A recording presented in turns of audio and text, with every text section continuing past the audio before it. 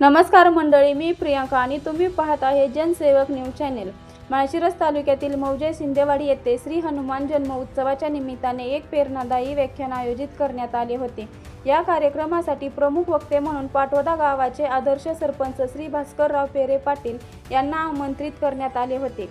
या व्याख्यानाचा उद्देश होता पाटोदा गावाच्या विकासाचा आदर्श घेऊन सिंदेवाडी गावाचा विकास साधणे। आपल्या भाषणात पेरे पाटील यांनी सांगितले की गावाचा विकास हा निधीवर नाही तर योग्य नियोजन, पारदर्शकता आणि लोकसहभागावर अवलंबून असतो। त्यांनी पाटोदा गावातील विविध उपक्रमांची उदाहरणे दिली। स्वच्छता, पाणी व्यवस्थापन, वृक्षारोपण, शिक्षण आणि डिजिटल सुविधा। त्यांनी 100 वर्ष जगण्याचा मंत्रही दिला।